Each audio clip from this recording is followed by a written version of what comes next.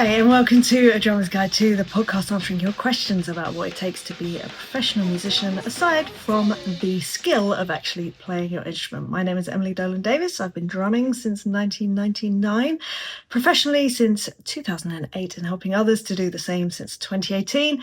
And that's why we're here today. There are gremlins in the machine today. I don't know what is happening. By machine, I mean partly me as well. I've re-recorded this intro 8 times now at this point.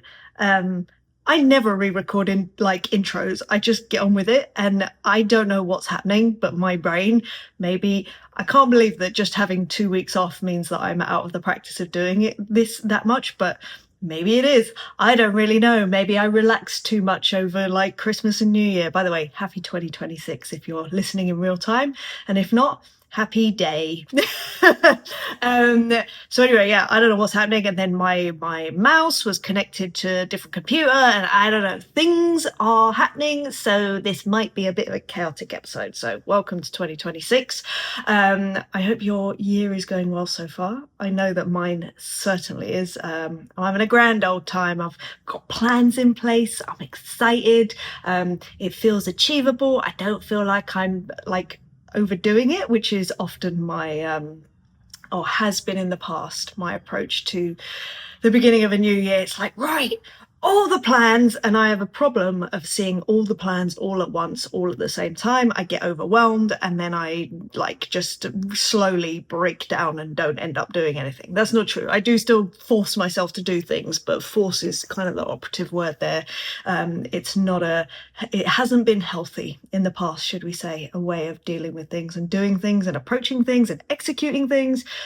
So I'm trying to do it in a healthier way. So there we are. Anyway, enough about me. We're not here for me. We're here for you. So today's question comes from a repeat questioner, which is always fun. It's from Joe Threlfall, who I always have to make sure I say his surname correctly, because I always want to say Threlfall, not his name. Joe Threlfall. We've had a question from him. What episode was it, actually? I didn't look. I mean, I did look, but I can't remember. It was episode 209, about getting fixers' attentions fast. So if you fancy watching or listening to that episode from the last question from Joe, this one kind of leads on from it. So it might be worth listening to that if you fancy it, or you might already have listened to it because you listen to a lot of the episodes, and I appreciate you very much. But anyway, let's go with today's question. So Joe has asked me today, what ways do you recommend of recording audio from your in-ear mix to your phone that actually works? I love this question already. So I've got an old iRig 2 device by IK Multimedia and a headphone splitter, but I'm wondering how to capture it so people can see and hear how I play when using in-ears live, as that's something that the chair holders on the theatre tours say that's useful to do. They do regularly tell me that I am doing all the right things, especially getting valuable playing experience in Amdram and sitting in on the tours. As it's paying off, I'm just building up, getting more gigs, as any musician is, and that throws its fair share of challenges, but I'm getting there, which I love. I love hearing that, Joe. Really do. It warms my heart to hear when people are progressing, you know. Regarding filming my show reel, which is something that I spoke about on the last episode and I will go over on this episode. Regarding filming my show reel, this is something I want to get sorted, as it's currently an obstacle that I need help with. I have an iPhone, by the way, and a I think they meant TRS cable to convert the audio. So, Joe. So I have many thoughts on this, and initially when I read this question, I was like, I don't know how I'm going to do a full episode on this, because the long and short of the bulk of the question is I don't have a perfect solution to this. I have never worked one out, not one that is kind of a consistent one that I purely have control of, which I think you know me well enough by now. I like to have an element of control in what I'm doing, and I think we all do to a point. And quite honestly, I have not found a perfect solution to this, but I will talk you through ways that I've tried, and also, let's say, theoretical ways that I think would work. So first of all, I've tried the iRig stuff. Not a fan, not even a little bit a fan. I've got to say that I don't believe currently, as I sit here, that there is a good way to record into an iPhone. I just don't, it's just not made for it, in my opinion. Maybe I'm wrong. Maybe, I haven't tried it for probably about a year. It's just not suited to it. I don't know whether it's a processing speed thing, a microphone input gain thing. I don't know why. It's not a thing, but it's not a thing, not to me at least. So, and obviously I'm speaking as a drummer, so it's a very different kind of, Joe is a guitarist. So it's a bit of a different beast when it comes to recording audio for drums, for sure. So I would say, first off, recording into a phone to me is not going to get you the results that you want. So in terms of what I would recommend, so obviously you're on in-ears, which is great to me. I don't know whether you're on wired packs or wireless packs. I'm hoping wired. And the reason for that is what I would do. There's a number of different ways I would handle this. Either, and this is probably my preference, and it might take a bit of tweaking, but, I think, I know, Joe, you're doing enough work to kind of warrant this, and you can kind of tweak it to get it where you want it. I would take a feed of your in-ear mix if you want to be sharing your in-ear mix, because I kind of have thoughts around that as well, which I'll come on to in a minute. But if you wanted to take a feed of your in-ear mix, I would take it into a small mixing desk, like your own little mixer. I religiously would have my own mixing desk at all points, unless I was on wireless in-ears. Basically, for me, it's all about being able to control volume, because the stress, even now, just thinking about it, the stress of not having control over volume to the point that you potentially could, go deaf. Let's be honest. The top and bottom of it is, coming in too hot, or you can't hear it, or what. I need at least a little bit of control. At least it's me. Hello. So what I would say is take a feed from wherever you're getting your feed from, put it into your own little mixer, and then get your feed for your ears from there. But then also have another output that you could either, and this would be my preference, take into a audio interface that then goes into your laptop, and you record it on, say, Logic, ideally. I say ideally, for me, ideally, because I know Logic very well. So I know that's a beast I am familiar with. I'd love to tell you I've tamed it, but no, it still does things. I'm like, why? Why are we doing this? Anyway, it's fine. Personal problems. So I would do that and then record it from there. Like I say, then you have an element of not just control, but the quality of what you're getting is more, you can manipulate it in a better way. You can, EQ it, you can do whatever you want, basically. It just makes it more flexible in terms of the material that you have to work with. So that would probably be my ideal scenario.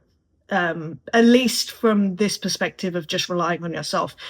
Another way to do it that I have also done it that does work, same principle, feed from wherever your in-ear mix is coming from into a small desk. You take your feed for your ears, but then you take another out and you use a standalone recorder to record that audio. So for me, that would be the Zoom H2N. I swear by that thing. I used the older version for years and years and years, like probably decades, which I loved, but I can't remember the name of it currently, which I'm really disappointed in myself for. It was an older version anyway. It was fantastic. I lived and died by that recorder. But anyway, I ended up getting a newer one, which had basically the original one only ran on batteries. This one ran on a rechargeable battery. So I got kicked into more modern situations, which is fine. So yeah, I would say recording on that as a WAV file, again, then you can take it into your DAW of choice and you can edit it in there, add video to the audio, blah, blah, blah, blah, blah. So that's what I would say with that in terms of doing it in such a way that you have control over it. What I would also say, if you want a really fancy schmancy way of doing it, which I would prefer in terms of what the audio you're going to be using on your videos is, and again, I will come to that in a moment, is hopefully you have a good enough relationship with the front of house, then maybe you could ask if there was a chance that you could get a feed from the desk. That would be a great scenario, because at least you know you're getting a decent quality of sound. Now, the gold standard version of this, if you're really, really friendly with your front of house engineer and they happen to be recording multi-tracks, which often they are, you can ask for the multi-track files. That is if, everybody is happy and the people that need to be asked if that's okay is okay with that and all of that. And the great thing about that means that you can manipulate the mix slightly to kind of like bring up your guitar a little bit to showcase yourself. I will say some people are weird about that, and I totally get why. You're essentially remixing someone's work, and also like intellectual property, I suppose, property, things like that. And copyright and blah, blah, blah, but worth an ask. It's worth an ask. What's the worst that they can say? No. And then you're in the same spot you're in anyway. So that's kind of like the gold standard version of doing things, but all of this all of these options involve using a computer, a laptop. So I hope that you have that at your disposal, because I do believe that I don't think I've ever heard a great result from using just a phone. I don't think I have. The amount of production that goes into videos that may seem very on the fly often are not. They're using audio that is not from the phone at all. Sometimes people do, but it's very obvious and it's for a reason, and they're saying, this is used from a phone. The other thing is, I do believe that the audio doesn't need to be perfect when it comes to showcasing what you're doing. And I specifically will come on to your show reel in a minute, because I think that sort of comes into it. And the whole sort of like seeing and hearing element, it's hard to get those two elements together and sort of both at a really good level. So I would, in that case, kind of, because Instagram is I know that this is for Instagram. In fact, did you even mention that it was Instagram? I don't think you did, but I'm pretty sure that it is, because I know that you're on Instagram. We sort of looked at your profile in that last episode as well. Sorry, my ring keeps tapping this radiator here. I should stop doing that. So yes, I would say the seeing and hearing together, unless it's professionally filmed, very, very hard. I literally have a handful, when I say handful, of gigs that have that professional element of audio and visual. Handful. I'm trying to think. I think on, okay, realistically, 2 hands, I could count the amount of gigs that I have with that level of production on both audio and visual. None of them have been my doing. None of them. They have all been third-party situations, basically. And therefore, I think it's unrealistic to have that. There are people that do this as their professional job. It takes crews of people. It takes meticulous kind of just production, and it takes so much to put together something like that. I think it's very unrealistic to A, have people expect that from you, but B, for you to expect that from yourself. So I think there does need to be an element of like softness with yourself with it. I don't think you're being harsh on yourself from what you're saying and the way that you're saying it, but I'm just going to put that out there just in case. Or if there's someone that's listening and go, I should be doing this, I should be doing it all perfectly. No, you shouldn't. Just be getting stuff out there, because like I said, I think things like the individual, like say you're posting individual reels or stories or posts to your feed on Instagram, say, I don't think there's anything wrong with the audio being slightly raw, slightly, imperfect in terms of just sonically or whatever else. I think the point is it's more about showing people what you do. And I think that people really don't understand the impact of the visual element of playing an instrument, because it's not just about, how can I put this? So I can look at a video of a musician and have the sound off, and I can tell you the kind of level that they're playing at.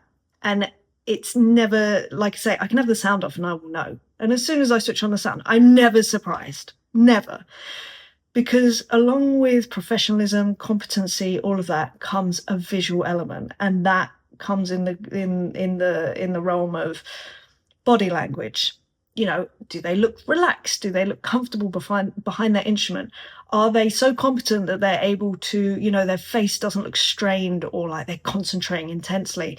Are they able to make eye contact with the other musicians? Are they smiling? You know, is there stress or is there relaxation? Also performance wise, you know, are they so competent that they are able to move their body in such a way that is very fluid and moving with the music and in the moment? To me, and again, these aren't things that I sort of like consciously, right, little tick list. It's just a feeling. And I'm sure you have it too. I always take this back to, with my clients, I always say to them, look, when you're scrolling on Instagram, what do you like to see? What stands out to you? What makes you stop? And I think it's always worth kind of like noticing that. And for me, it's about watching someone who is playing, who is in the moment, who is, yeah, like I said, comfortable and confident with what they're doing. And some people, I see them online, I see them, they're confident, the way they're playing, blah, blah, blah, and then I know them outside of this playing, and I know them in real life, and I know that they're not necessarily that confident just day to day. But when you see that level of like ease with oneself behind their instrument, straight away, I'm not questioning, can they play? What's their skill level? I'm just going, they do this so much. They are in there. That is their comfort zone. They are in their world. They are in it. And from a fixer's point of view, from an MD's point of view, from other musicians' point of view, they're like, I want that energy on stage with me. So I think that is such an underrated way of looking at things, or maybe not underrated. I think often overlooked is the right thing. People are so sort of fixated on getting this perfect sound to showcase, you know, what they do. And yeah, that's great in certain scenarios. If you're in a studio, say, you have that opportunity to do that because you have the facilities to. But I think that whacking a camera up on a gig and expecting studio quality or professionally recorded level of gig footage is very unrealistic, especially to get from, you know, one little iRig thing through your phone. I just think it's an unrealistic expectation of the technology currently. And, you know, it may change, but for now, I'm not convinced. Oh no, this is only drummer specific and I've never used it, but apparently it's very good.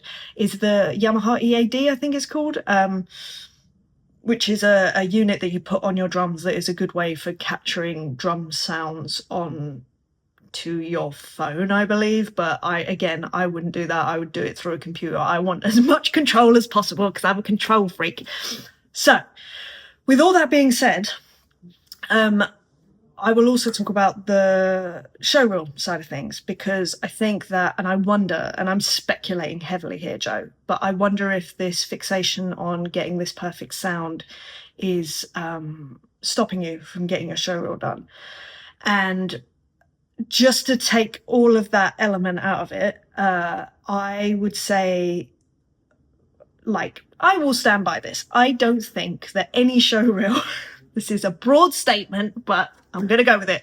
I don't think any showreel should use audio from the gigs that you're using as your clips, because even if the audio is fantastic, like the most perfect audio you've ever heard in your life, in terms of like watching it, coherence and flow, it's never going to sound good. It's never going to be good. It's going to be choppy. It's going to be gross. It's going to be jarring. It just is the way it is.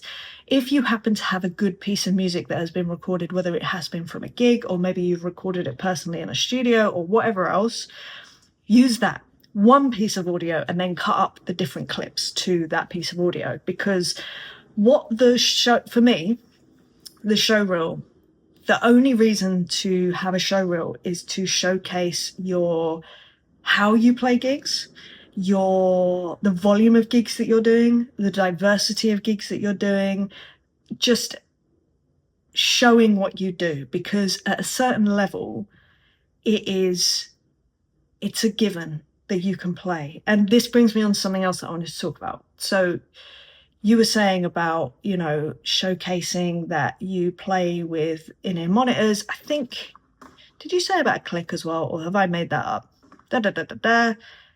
In-ears. I think I might have made it up about a click. But anyway, let's say, so you want to showcase that you're playing with in-ear monitors, but for me, that's a given. Like, I would never imagine that anyone doing a professional gig or wanting to do a professional gig would not have in-ear monitors. Now, this has not always been the case, but currently, as I understand it, as my experience dictates, I have not been asked if I have in-ear monitors, if I have experience with in-ear monitors for like probably, how old am I? 15 years probably. I have not, like, it's just a given. Like, you turn up, you have in-ear. Obviously you get told if the gig is on ears, but it's never been, do you have ears? Like, that's just not a thing. It's a given. So therefore, by showcasing that as part of what you have to bring to a gig, to me, that instantly is a red flag. That the fact that you feel the need to highlight that, I'm like, oh, like what? Why are we highlighting this? This is worrying to me. And it's the same for some people want to showcase that they can play to click. Same thing. That would be the biggest red flag to me. Like, that's a given. I don't need to hear you playing to a click because you should be able to play to a click. Like, that's not, why are we highlighting this? That's part of the job. Do you know what I mean? So, and I think that is something that really sets people apart and I find that as well with, people, especially people coming out of like music college, they sort of say that, yeah, they sort of showcase their skills that they've learnt rather than recognizing that that is the base level. Like, that is a standard that should be met. We don't even talk about it. It's like saying as a drummer, oh, I can do paradiddles. If someone said that to me, I'm like, right, we have issues, because why? What? That's not going to get you hired, A. But also, why are we focusing on that? Is that like the limit to what you can do? You know what I mean? It just throws up questions like, why are we highlighting this? I don't understand.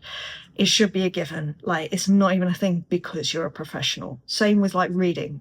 People like to showcase that they can read, and it's like, oh, I mean, that's fine, but in some circumstances, but at the same time, it just highlights like, well, and the thing is, if you don't read, that's fine. I'm not saying that you need to be able to read to be a professional, definitely not. But I don't think you need to highlight that you can read to be a professional, if that makes sense. And I think by highlighting it, it's like, oh, maybe you're not that competent, because why are you highlighting it? It's strange. At the same time, sometimes when you do come onto gigs, it's like it's a red gig. And that is known. And if you do read, then it's like, great, no problem. Or if you don't, you can say like, actually, I don't read, maybe that's not the right gig for you. That's fine. But again, highlighting these individual skills within your job, it worries me. It worries me. And I worry, Joe, that by showcasing these individual things, it kind of will lessen your credibility as a professional. I don't know whether that makes sense, and I really hope it does. It's really interesting, actually. Okay, so I was doing an essay recently for my psychology and counselling degree, and basically it was surrounding the idea of intersectionality of different aspects of people's identities. So in this case, and I won't go into detail in this, but just to use it as an example of class, race, age, and race, and gender. And it wasn't about those individual components and how they affected someone's life. It was the intersectionality of those that compounded and then created their experience, essentially. And I feel like it's a similar thing with this. It's not about showcasing the individual components that you have as a player, i.e. I use in-ear monitors, I play to click, I can read music. It's the combination of those and how you showcase that in a single piece of footage or a single post, and not as one, like as each post that you do. Like, showcasing those things as like you are a byproduct or as a byproduct of the combination and the compounding influence of all the different skills that you have.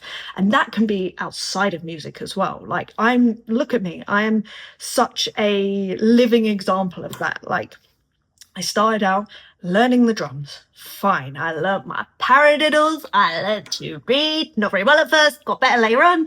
I went out in gigs. I learned how to, play to clicks, and then playing with other people and all these compounding influences. But then it went outside of that. I started doing this podcast, which got me better talking on camera and talking generally in public, and then editing, stuff like that, and all these things have compounded and led me to where I am right now. And I can't really articulate what that is, but I can articulate that it is me, and I am uniquely me because of what I've done. And I think there's something about that as well, is kind of leaning into your unique sort of identity that you have to offer. And I think people, this is kind of going off on a slightly different tangent, but I think people really underestimate the value of showcasing themselves as themselves, and the power of that, and how they communicate, and not just how they play, how they talk to people. And, and I think, I don't know, but in my experience, in my limited experience in life, I do find that a lot of us musicians have quite low self-esteem. And I think it stops us a lot of the time from being brave enough to show ourselves. I certainly struggle with that.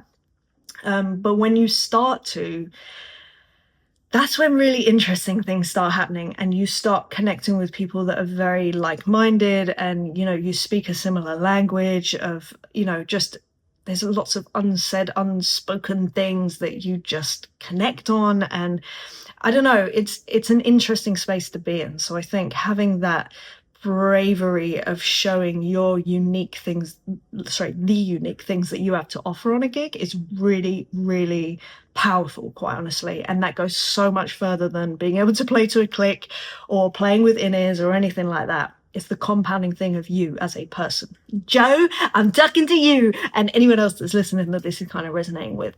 So I think maybe take a step back on trying to showcase the individual kind of aspects of your skill set, and actually just create posts, and specifically the show reel, that encompasses all the different things that you've done, that you do, and in the way that you do them, if that makes sense.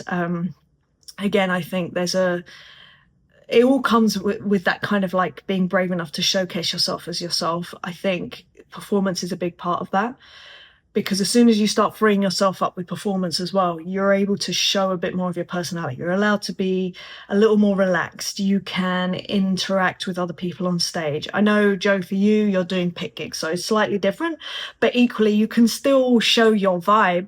It's just in a slightly different way, but it's having the bravery to do that. And I think that will be very, very useful. So I'm just going to check what else that I was going to say about this. So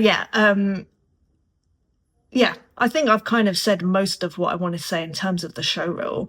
What I will also say is, don't use the gig audio for that show reel. Instead, record something. You're a guitarist, you're in a really fortunate position. Like, I mean, at least you're not a drummer, because it's a nightmare trying to record audio. And before I was able to record audio properly, I just used a random, in fact, it was something off the, oh my goodness, my brain. The Contact pack. Oh, I can't remember. Anyway, I made something up. I created something that was kind of drum based, and just that was what I used for my show reel, because I didn't have the facilities to record drums, and that was fine. Was it perfect? No. Would I do it differently if I had the means? Yes. Did I have the means? No. So I just went with it and just was like, well, this is good enough. And it inadvertently has gotten me so many pieces of work, so much work. That's what I'm trying to say. So many tours, because I'm able to showcase what I looked like when I was playing. And for me, it involved, dynamic playing in terms of movement. It involved clear ease, because I was smiling, I was having fun, I was interacting with the artists, with the audience, with the other band members. And it gave people a flavor of who I was as a player. No one ever, off the back of that show reel that I sent out for years, nobody ever came back and said, oh, but could you send me some video of you playing? Like audio of you playing. Not one person, but they called me into audition. So I think that kind of says a lot. It's about what you project. It's about that kind of confidence in your own ability. So although I get the thing of wanting to have, good audio and recording good audio, and look, if you find a way of doing it that is, and I'm sure there are many better ways of doing it than I am suggesting on this podcast. Like I say, it's just, that is how I would do it right now, as it were. If you have a better way, please do feel free to share, because I'm always interested in how people are capturing their audio. But I don't think that needs to be, the onus doesn't need to be too heavy on that. Not on perfect audio. Obviously, still post reels and individual posts and whatever else, stories of you playing with some kind of scrappy audio. If anything, it kind of is more valuable in some ways, because it's clearly not edited. There's an honesty there. There's a rawness there that builds trust. Because it's like, well, clearly this is them playing, because if it wasn't, it would sound perfect. So there's actually honor in that in some respects. But as I say, if you're trying to, I didn't explicitly say this before, but I will say this now. If you do end up getting audio from your in-ears, again, I would err on the side of maybe not using it if you've got clicks in your ears. Because again, it's just showcasing playing to click, and that is a bit of a red flag for me. So maybe find another way. Maybe even, I know if it's a show, maybe could you just set up, let's say the H2N is a good example actually, because that's just got a microphone on it as well as a line in. So this is the Zoom H2N. Maybe, and this is very lo-fi, hit record on that baby and just stick it on the front of house desk and just go, do you mind if I just put that there? So you can get some audio and then you can use your video to then sync it up. Or as I say, I think just creating a show reel with your own recorded audio and cutting in all those different gigs that you've been doing, all those different shows that you've been playing on, and just show the variety, the breadth, the depth, the volume of shows. I think I've said volume probably 12 times in this episode, and not meant about decibel levels. But yeah, just the sheer amount of work that you're doing, because that signals more than anything your experience overall. If you want to get a cheeky shot in there where you're showing that you're wearing an in-ear, fine, do that. But don't, like I say, making things explicit, just, there's something jarring about that to me. And it might even be on a subconscious level for some people, but for me, it's quite obvious. Like, oh, why are we mentioning this? This seems strange to mention. But what I will also say is that I think with Joe, with you in particular, because I know that we have spoken a little bit, so I do know a little bit about what is happening with you. I think you really, as other people in the pit have been telling you as well, you are absolutely doing the right things. Like, there's no doubt about that. And unfortunately, I think part of this for you, it's just going to be a question of time and consistency and just keeping on. Like, I'd love to tell you that there's a quick route through this, that there's shortcuts that you can take. Trust me when I tell you, I have tried them all. They never worked. You just have to be patient. You just have to be persistent and just keep doing what you're doing. And, if they're about the journey, enjoy the journey. The journey is the career. And that includes the kind of tough time when, it is tough. Like, there's no question about it. If it was easy, everyone would do it. And my cousin told me that, and it's true. If it were easy, everybody would be doing it. So I would really, in fact, no, he didn't say that. He said nobody said this would be easy. That's what he used to say. And he's not wrong. So I'd say that just maintaining consistency and finding a way to maintain sanity through that, and financial stability, that always helps. But Joe, you are doing the right things, 100%. And there is an element of patience, unfortunately, which is so annoying. And I was told that so often when I was younger, and I hated that answer so much, but it's my experience for sure. And it's very annoying, but here we are. But I would say, Joe, if off the back of this episode you do one thing, get that show reel sorted. I think it really will help, like 100%. And you can showcase yourself in a way that you want to, and just, you know, it becomes, there's a nucleus where you can send everyone that wants to know about you as a player, and they can just see it. They can see your ease behind the instrument. They can see all the people that you've been playing with, you know, the fact that this is not a thing you happen to have in-ears in. And, you know, as soon as someone has in-ears, you instantly think, oh, well, they're playing to clicks or blah blah blah blah blah. There is a level of competency that comes with that. So yeah, I hope that helps you in some way. Hopefully, Joe, I really hope. But thank you so much for your question, because I think it's quite relevant to a lot of people that are listening. Even though I didn't really come up with much of an answer, a little bit of an answer, but yeah, it's a tough one. It's not easy recording decent audio from a gig, especially. So I apologize that I don't have the answer, not even a little bit. I have all the frustration. It's annoying. It's so annoying, especially for drummers. Oh, you can't. Anyway, let's stop there.